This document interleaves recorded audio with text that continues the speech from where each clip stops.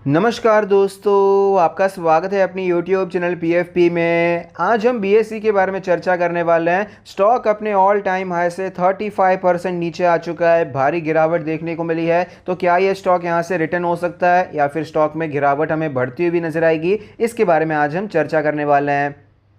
सबसे पहले कंपनी के क्वार्टर 4 के नंबर्स पर नज़र डाल देते हैं। नेट सेल्स हमें ईयर ऑन ईयर बेसिस पे 26% बढ़ता हुआ नजर आया। नेट प्रॉफिट में 260% की बढ़ोतरी देखने को मिली। एबिटा हमें 70% बढ़ता हुआ नजर आया। तो क्लियरली रिजल्ट्स अच्छे नजर आते हैं। सेल्स भी ऊपर गया, प्रॉफिट भी ऊपर गया और नेट प्रॉफिट मार्जिन भी हमें भागता हुआ नजर आया है। फंडामेंटल्स के बारे में चर्चा करते हैं। प्रोडक्ट वाइज रेवेन्यू ब्रेकअप के बारे में बात करें तो सिक्योरिटी सर्विसेज से 52.1% का रेवेन्यू आता है, सर्विसेज टू कॉर्पोरेट से 40.5% और अदर से 7.4%। लोकेशन वाइज ब्रेकअप के बारे में बात करें, इंडिया से 95.5% का रेवेन्यू आता है और रेस्ट ऑफ द वर्ल्ड से 4.5%।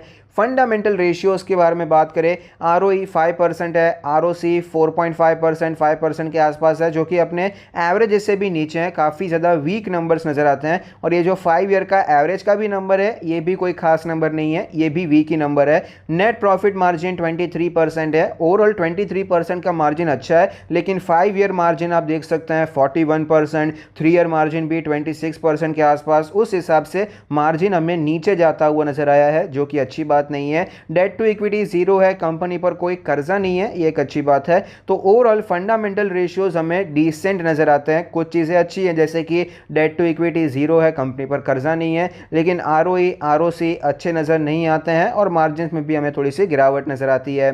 फाइनेंशियल ट्रेंड के बारे में बात करें तो आप देख पाएंगे रेवेन्यू हमें बढ़ता हुआ नजर आया, प्रॉफिटेबिलिटी हमें बढ़ती हुई नजर आती है। तो ओवरऑल फाइनेंशियल ट्रेंड हमें डिसेंट नजर आता है। शेयर होल्डिंग पैटर्न के बारे में बात करें तो सबसे बड़ा वीक पॉइंट जो है वो है share holding pattern. Promoter holding zero है, म्यूचुअल फंड आधा %, अदर DII आधा %, FII 13%। जिस हिसाब से यहाँ पर होल्डिंग कुछ नहीं है, उस हिसाब से 13% भी मेरे हिसाब से काफ़ी ज़्यादा कम है। रिटेल एंड अदर कैटेगरी में 86% की हिस्सेदारी नज़र आती है। तो यहाँ पर ऐसा नहीं है कि अदर कैटेगरी में सब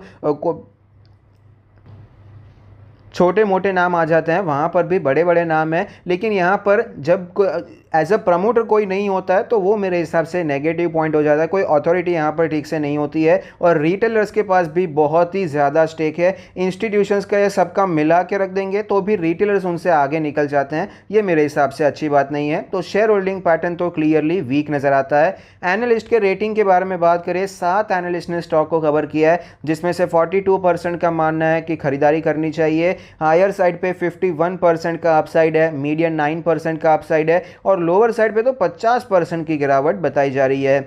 9,000 करोड़ की मार्केट कैप है, एक स्मॉल कैप कंपनी है, 36 का PE रेशियो है। वैल्यूएशन सस्ता बिल्कुल भी नहीं है, लेकिन ओवर वैल्यूड कंपनी भी नज़र नहीं आती है। मेरे हिसाब से स्लाइटली प्रीमियम है, लेकिन यहाँ पर BSE का एक NSE को छोड़ के दूसरा कोई कॉम्पिटिटर नहीं है, ज़्यादा कॉम्पिटिशन आपको दिखाई नहीं पड़ता है, ड्यूओपोली पावर है। उस हिसाब से मेरे हिसाब से कि भाई 36 भी बहुत ज़्यादा महंगा दिखाई नहीं पड़ता है।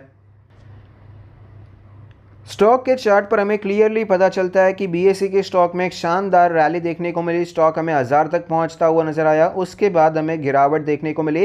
फिलहाल ये स्टॉक 670 पे ट्रेड कर रहा है, 200 डेज के मूविंग एवरेज पे सपोर्ट लेने की कोशिश करता हुआ नजर आता है। डेली RSI 36 का लेवल है, यहाँ पर थोड़ी सी वीकनेस है, उसमें कोई डाउट नहीं है। वीकली चार्ट के बारे में बात करें तो वीकली चार्ट पे आप देख पाएंगे जनरली ये स्टॉक 20 वीक्स के मूविंग एवरेज पे सपोर्ट लेकर ऊपर जाता था, लेकिन फिलहाल ये स्टॉक 20 वीक्स के मूविंग एवरेज पे रेजिस्टेंस लेके नीचे आता हुआ नजर आता है। वीकली RSI 46 का लेवल है, यहां पर भी वीकनेस के संकेत है। मंथली चार्ट के बारे में बात करें तो मंथली चार्ट पर भी आप देख पाएंगे फिलहाल यहाँ पर रैली तो बहुत अच्छी देखने को मिली, यहाँ पर बहुत अच्छे रिटर्न्स BSE ने बना कर दिए हैं। लेकिन फिलहाल जैसे ही हमें ये ब्रेकआउट देखने को मिला, ये ब्रेकआउट आपको सस्टेन होता हुआ नज़र नहीं आया। यहाँ पर गैप डाउन ओपनिंग देखने को मिली, गैप डाउन तो नहीं कहेंगे, लेकिन हाई को ये क्रॉस नहीं कर पाया। यहाँ पर ओपनिंग हुई और उसके बाद आपको ये स्टॉक नीचे ही आता हुआ नजर आया है। और फिलहाल आप देख पाएंगे जहाँ से ब्रेकआउट हुआ था उसी लेवल पर ये स्टॉक ट्रेड करता हुआ नजर आता है। तो देखा जाए तो मेक और ब्रेक लेवल पे फिलहाल ये स्टॉक ट्रेड कर रहा है। मंथली RSI 63 का लेवल है, 60 के नीचे जाता है तो ये RSI काफ़ी ज़्यादा वीक हो सकता है। ऑलरेडी देखा जाए तो हमें वीक होता हुआ नजर आया है, लेकिन ये ओवरबॉट हो गया था, नीचे आया है, यहाँ से ऊपर जाने के भी चांसेस होते हैं। 60 के नीचे आता है तो हम मान सकते हैं कि अभी यहाँ पर मोमेंटम नीचे के साइड पे शुरू हो चुका है।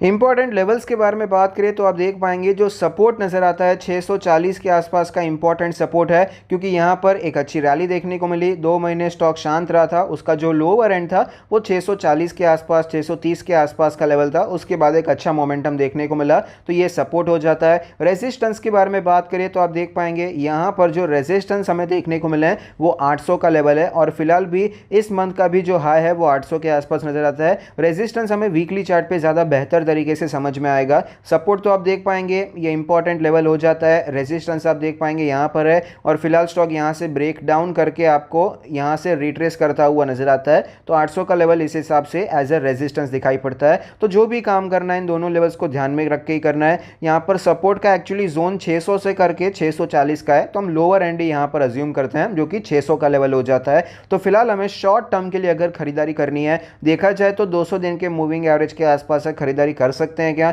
लेकिन फिलहाल आप देखिए ऑलरेडी यहां पर एक बाउंस आ चुका है, ये सस्टेन नहीं होया और फिर से यहां पर आपको गिरावट देखने को मिली है, और 3 दिन से रेड कैंडल्स देखने को मिल रही है। कल भी देखिए ऊपर जाने की कोशिश की, फिर से नीचे आ गया, आज भी ये नीचे के साइड पे रहता हुआ नजर आता है। तो स्टॉक में वीकनेस देखने को मिल रही है, सपोर्ट भी 1-2 बार ऑलरेडी टेस्ट हो चुका है, तो प्रोबेबिलिटी ऑफ प्रॉफिट कम हो जाती है। तो शॉर्ट टर्म के लिए मेरे हिसाब से अवॉइड करना चाहिए। जब तक ये स्टॉक 800 के ऊपर नहीं जाता है, इसका ट्रेंड बियरिश हो जाएगा। तो यहाँ पर 800 के ऊपर हमें शॉर्ट टर्म के लिए प्रेफर करना चाहिए। और मिड टर्म के बारे में बात करें तो मिड टर्म में भी देखा जाए तो यहाँ पर अच्छे लेवल पे है, 600 से करके 640, मतलब ये एक सपोर्ट जोन हो जाता है। तो यहाँ पर अटेम्प्ट करना चाहें तो करने के बारे में सोच सकते हैं। लेकिन वीकनेस का पहला संकेत कौन सा था, एक ये रेंज में ट्रेड कर रहा था, एक स्ट्रॉन्ग ब्रेकआउट हुआ, तो यहाँ पर जनरली जहाँ से ब्रेकआउट होता है वो सपोर्ट हो जाता है। अगर यहाँ से ये ऊपर निकल जाता तो इसका मतलब है कि स्टॉक अब भी स्ट्रॉन्ग है, लेकिन यहाँ पर गिरावट देखने को मिली, ये स्ट्रॉन्ग सपोर्ट टूटता हुआ नजर आया।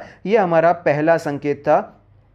और फिलहाल जो 20 वीक्स के मूविंग एवरेज पे रेजिस्टेंस लेने के बाद, मतलब 800 के लेवल पे रेजिस्टेंस लेने के बाद ये वापस नीचे आ रहा है। एक बार यहाँ पर ऑलरेडी ऐसा कुछ होता तो हम मान सकते हैं, लेकिन ये पूरा ये रिट्रेस कर गया है, वापस ये सपोर्ट पे आसपास आ चुका है, तो ये हमारा दूसरा संकेत हो जाता है। तो स्टॉक में वीकनेस है तो मेरे हिसाब से अवॉइड करना चाहिए, ऐसा मेरा मानना है। मिड टर्म के लिए भी प्रोबेबिलिटी ऑफ प्रॉफिट हमें यहाँ पर कम नजर आता है। चांसेस ये रहेंगे कि ये 600 के आसपास आएगा, बाउंस आ सकता है, 700 तक जा सकता है, लेकिन वापस स्टॉक में हमें वीकनेस देखने को मिल सकती है। अब बात करते हैं लॉन्ग टर्म के बारे में। तो लॉन्ग टर्म के लिए अगर आप निवेश करना चाहे, देखा जाए तो बीएसई एज ए कंपनी अच्छे नजर आती है, इसके ओवरऑल हमने फाइनेंशियल ट्रेंड भी डिसेंट नजर आता है, लेकिन बाकी कुछ नेगेटिव पॉइंट्स काफी ज्यादा है, जैसे कि मार्जिन्स भी इतने ज्यादा स्ट्रांग नहीं है, वीक होते जा रहे हैं, और सबसे ज्यादा इंपॉर्टेंट ओनरशिप, इसका जो शेयर होल्डिंग पैटर्न है बहुत ही ज्यादा वीक चल रहा है, और टेक्निकल्स भी फिलहाल हमें साथ देते हुए नजर नहीं आते हैं। तो मेरा पर्सनली मानना है कि कंपनी अच्छी है, खरीद सकते हैं, लेकिन अभी खरीदारी करने से बचना चाहिए, जल्दबाजी नहीं करनी चाहिए, क्योंकि चार्ट काफी ज्यादा स्ट्रेच हो चुका है। ऑलरेडी यहां पर काफी भयंकर तेजी देखने को मिली है, और आज हमने सीडीएसएल का भी वीडियो बनाया। सीडीएसएल में एक बात मैंने आपको बताई थी कि जिस प्रकार से शेयर मार्केट का माहौल चल रहा था 2021 में, वो माहौल अभी खत्म हो चुका है। जो शेयर मार्केट में काफी ज्यादा एक्साइटेड होकर एंटर हो चुके थे, वो भी अभी शांत हो गए हैं, वो भी बातें नहीं कर रहे हैं मार्केट की, क्योंकि सबको लॉस हो रहा है। तो माहौल अभी खराब हो चुका है। तो ऐसे टाइम पे सीडीएसएल, बीएसई, जो कि डायरेक्टली शेयर मार्केट सेंटीमेंट वाले रिलेटेड स्टॉक्स हैं, वहां पर आपको थोड़ा सा प्रेशर देखने को मिल सकता है। तो इसीलिए इस पे भी काफी ज्यादा मैं वेटेज दे रहा हूं। तो यहां पर मेरा मानना है कि 800 के ऊपर जाता है तो खरीदारी प्लान करनी चाहिए, चाहे वो शॉर्ट टर्म के लिए हो, मिड टर्म के लिए हो, या फिर लॉन्ग टर्म के लिए हो। और लॉन्ग टर्म के लिए अगर आप अब भी खरीदारी अटेम्प्ट करना ही करना चाहते हैं, ठीक है, कर सकते हैं, लेकिन फिर भी 600 के नीचे एग्जिट आपको प्लान करनी चाहिए। 600 के नीचे चला जाता है तो एग्जिट मेरे हिसाब से तैयारी रखनी चाहिए। मैं ज़बरदस्ती बियरिश होने की कोशिश नहीं कर रहा हूं, जो दिख रहा है वो मैं आपके साथ शेयर कर रहा हूं। मैं आपको दिखाने की कोशिश कर रहा हूं कि बियरिश कब होना है, बुलिश कब होना है। 800 के ऊपर बुलिश हो जाएंगे। फिलहाल जिस प्रकार का माहौल है, थोड़ा सा सेंटीमेंट बियरिश नजर आता है, तो 600 के नीचे जाता है तो हम यहाँ पर बेचने की तैयारी रख सकते हैं।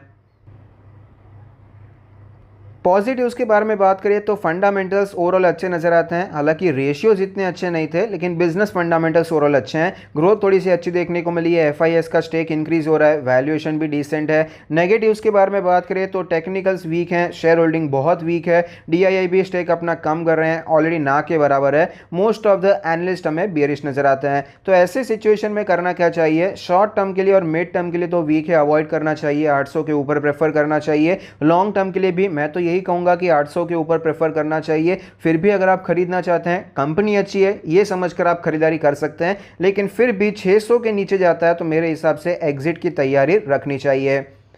आई होप आपको ये वीडियो पसंद आता है, आपके इन्वेस्टमेंट और ट्रेडिंग डिसीजन में आपको ये मदद करता है। Thank you, stay happy, happy investing.